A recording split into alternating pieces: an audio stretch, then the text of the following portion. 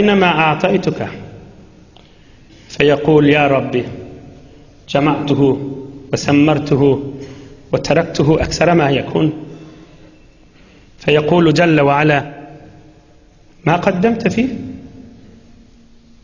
فينظر فلا يرى قدم شيئا، فينظر فلا يرى قدم شيئا، فليس يراجع لله تعالى بعده.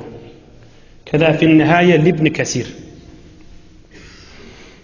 قيامت كن برادم مرجق تبتر خداي تعالى محاكمة edilyen yere getirecektir.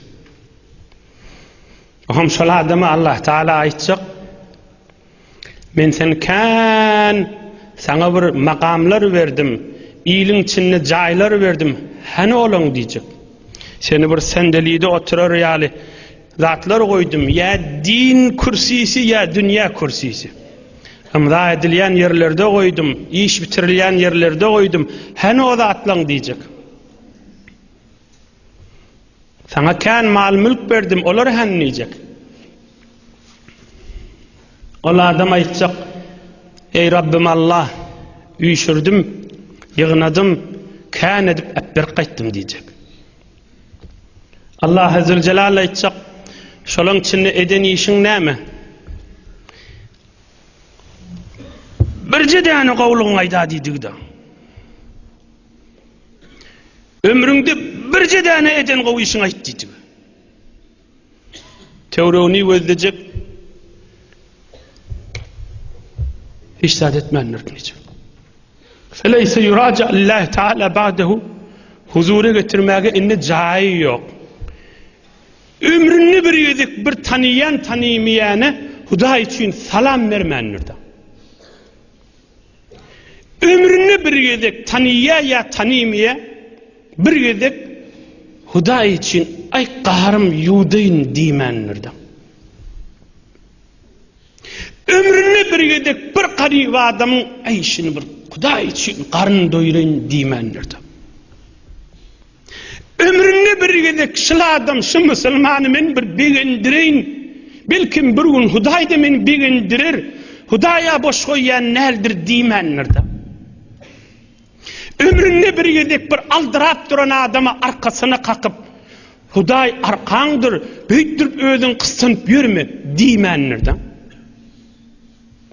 Ömrünü bir yedik bir mübarek Huday ağdalayandır, din ağdalayandır, nur seçiliyandır, mehabbet seçiliyandır, iman seçiliyandır, menni barayın hey şotak dimenler de. Ömrünü bir yedik bir Müslüman adamın ayda gurvallıkta ya berdi giyin yerde bir falan yerde bir Müslüman adam maşon salamına varayın dimenler de. Näme eden ne olsa halis gözü çiğnetiptir. Onun bunun adı budu çiğnetiptir. Huda için bir gedek etmenler de. Ömrünü bir gedek yıkıyordu kenarda oturup Subhanallah, Subhanallah, Subhanallah, Elhamdülillah, Elhamdülillah, Elhamdülillah, Estağfirullah, Estağfirullah, Estağfirullah, Allahu Ekber, Allahu Ekber, Allahu Ekber. Ömrünü bir yedik kalbatta aytmanırdı. Eğer birine dem olsa otada aytacaktan ha. Ve Hudayda üstüne münlerce estetip verecek. Hiç zat yok diye aydar yani. Ekdan diyecek diye. Ömrünü bir yedik yıkıcıydı kenara geçip Nebi Ekrem Aleyhissalatu Vesselam'ı ömrünü birce yedik salavat okuymanırdı. Allahümme salli ve sellim ve barik ala abdike seyyidina Muhammed ve ala alihi ve ashabi. Ya ve salavat namaz okuyan.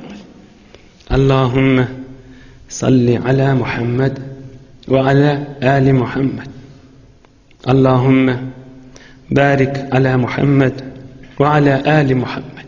Bir gaytar okuymanırdı. Bir cihidik salavat aydınlığı olsa İki elini aldırıp, men falan yerde, falan defede, falan halvatta, falan tokoyda, falan otogumda salavat aytdım deyip, yukarı kalp kıygırıp aytacakta. Zat yok. Ne etmeli be? Mahtumuli şan nagat kovayt diye. Dünyada yaman iştir. Kuğru gelip boş gitmek. Dünyada yaman iştir. Kuğru gelip boş gitmek. Şudur şuna boş gitiptir da. Ey cemaatleri. Bir hal bir mana kefaydanırın. Bir neçe adam ölüye gitye, soğabı ölmeye. Şu mahal fırsatın baqa şolardan bolacak bol. Gönünenler bila. Bir neçe adamlar va ölüye gitye, günahı hadirdi ölünak. Bidereklik öwredip gidiptir. Bigat gelin qiyl erkekleri zaylak gidiptir. İdinin günahı yağıp tuğdal. Ondan bolmacak bolmalı.